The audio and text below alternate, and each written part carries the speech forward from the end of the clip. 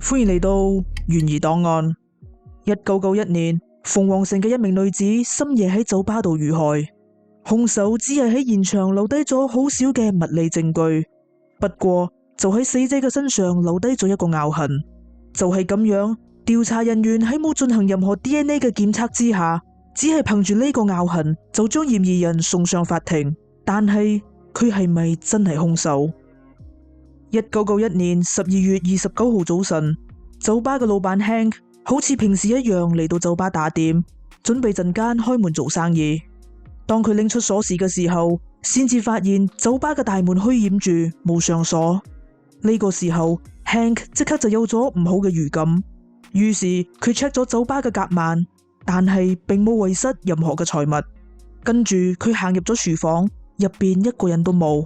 之後佢又進入咗男廁，並喺入邊發現咗一具全裸嘅女性遺體，於是佢馬上報警。死者係36歲嘅 Kim， 佢係酒吧嘅 bartender， 尋晚就係佢負責收鋪㗎。Kim 嘅身上有多處刀傷，警方亦都喺酒吧嘅垃圾桶度揾到咗兇器。另外，兇手亦都喺廚房嘅地板度留低咗一個血鞋印。經過分析之後，證實咗鞋印係嚟自一對9號半嘅 Converse 波鞋。法醫證實Kim 生前曾經遭到性侵，佢喺 Kim 嘅身上發現咗一條唔屬於 Kim 嘅黑色頭髮。另外，佢嘅心口前邊有一個咬痕，相信係兇手留低㗎。鑑證人員分析咗此痕，佢哋好快就發現咗兇手嘅特徵。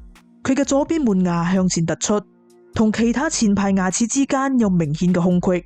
除此之外，吧台上仲放住2杯酒，睇起嚟應該係 Kim 喺酒吧收鋪之後，同其他人喺呢度飲咗幾杯。鑑證人員喺其中一個酒杯度採集到 Kim 嘅指紋，而另一個酒杯就有一個唔完整嘅指紋，所以冇辦法進行比對。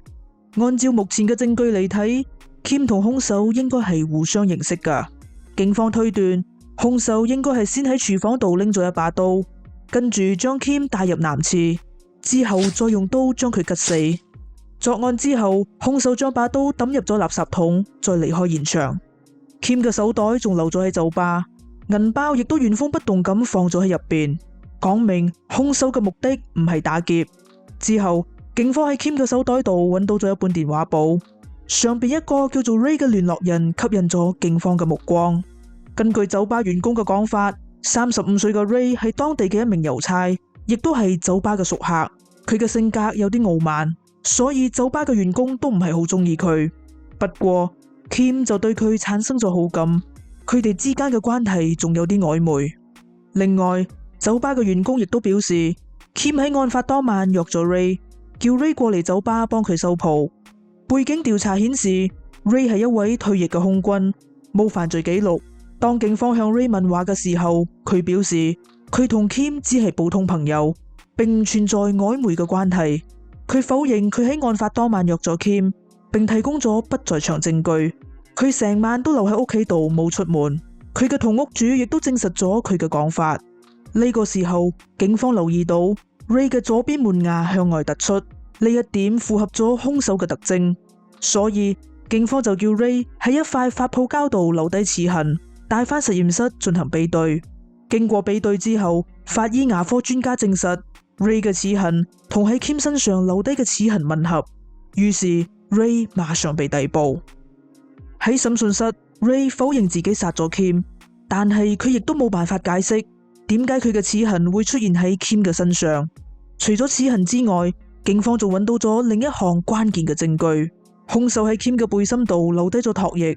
雖然因為樣本太細而冇辦法提取 DNA 信息，不過檢測報告顯示兇手係 O 型血㗎，而 Ray 嘅血型咁啱都係 O 型，所以佢哋即刻以謀殺、綁架同埋性侵嘅罪名起訴 Ray。1992年，本案正式開審。Ray 喺庭上否認咗控罪，並堅稱自己案發當晚一直都留喺屋企度冇出門。控方傳召咗一位法醫牙科專家 Dr. Rawson 出庭作證。Dr. Rawson 表示，齒痕就好似係人嘅指紋一樣，都係獨一無二㗎，所以可以100%匹配。佢喺庭上將 Ray 嘅齒痕樣本同 Kim 心口前邊拗痕嘅相疊加埋一齊，證實咗 Ray 就係留低拗痕嘅人。最終 Ray 被控3項罪名全部成立，判處死刑。判刑之後，媒體仲幫 Ray 取咗一個外號 The Snaggletooth Killer。根據 Arizona 嘅法律，所有被判處死刑嘅案件都可以自動上訴。上訴庭喺翻閱咗 Ray 嘅案件之後，認為辯方喺審訊之前並冇俾到足夠嘅時間佢哋去研究所有嘅呈堂證據，令到審訊有欠公平，所以批准案件重審。呢一次 Ray 嘅律師團隊仔細咁研究咗每一項證據，佢哋好快就發現咗疑點。首先，佢哋聘請咗一位鑑證專家，檢測咗喺 Kim 身上揾到嘅毛髮。報告顯示，毛髮嘅主人係亞裔或者係美洲土著，而 Ray 就係白人。其二，兇手嘅鞋碼係9號半，而 Ray 嘅鞋碼就係10號半。之後，佢哋又拎住齒痕報告，諮詢咗另一位法醫牙科專家 Dr. Sperber。出乎意料嘅係 ，Dr. Sperber 表示，第一次審訊嘅時候，控方曾經拎住齒痕報告諮詢過佢。當時佢認為呢項證據非常薄弱，因為兇手留喺 Kim 身上嘅拗痕並唔係特別清晰，好難100%證實 Ray 就係兇手。呢一次 Dr. Sperber 用咗最原始嘅方式，喺 Ray 嘅齒痕樣本上邊放咗一層透明紙，並用筆畫出咗佢嘅齒痕。之後佢將透明紙疊加喺拗痕度。雖然 Ray 嘅左邊門牙突出，但係佢嘅門牙同埋前排嘅牙齒之間並冇明顯嘅空隙，所以佢認為 Ray 並唔係兇手。1996年案件重審，控方依然傳召咗 Dr. Rawson 出庭作證。佢再次重複咗第一次審訊嗰陣嘅證詞，實牙實齒表示 Ray 就係兇手。雖然辯方呈上咗新嘅齒痕報告同埋其他嘅證據進行反駁，但係陪審團都係企咗喺控方呢一邊，再一次對 Ray 做出咗有罪嘅裁決。呢個時候 Ray 已經開始變得意志消沉，佢唔敢相信佢會因為自己從來都冇犯下嘅罪行而賠上自己嘅性命。喺監獄度度過咗5年嘅黑暗歲月之後， Ray 終於見到咗曙光。2001年 Arizona 州政府通過咗一項新嘅法案，所有認為自己係無辜嘅罪犯都可以喺判刑之後要求重新檢測證物上嘅 DNA 嚟到證明自己嘅清白。於是 Ray 嘅律師團隊即刻就向州政府提出申請，要求重新檢測 Kim 嘅所有衣物，睇下有冇發現新嘅 DNA 樣本。背心上嘅唾液樣本依然冇辦法提取 DNA， 不過 Kim 嘅牛仔褲就有咗新嘅發現。案發當年，控方認為牛仔褲上邊嘅血跡係屬於 Kim 㗎，但係而家 DNA 檢測結果就證明血跡唔屬於 Kim， 亦都唔屬於 Ray。鑑證人員將 DNA 樣本輸入數據庫，終於揾到咗匹配嘅對象。DNA 嘅主人係35歲嘅 Kenneth， 目前正因為猥褻兒童罪而喺監獄服刑。佢係美洲土著，喺 Kim 身上發現嘅毛髮亦都證實咗呢一點。案發當年佢仲係自由身，並居住喺距離案發現場只有500米嘅地方。於是警方即刻嚟到監獄向佢問話。Kenneth 表示，案發當日早晨喺佢走醒之後，就發現自己嘅雙手都沾滿咗鮮血。之後佢就喺電視度睇到 Kim 被殺害嘅新聞。至於具體發生咗乜嘢事，佢真係完全斷咗片。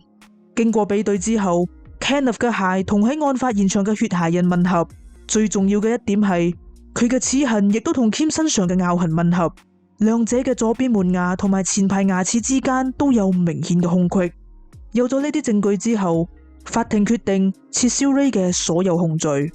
2002年4月8號 Ray 終於重獲自由。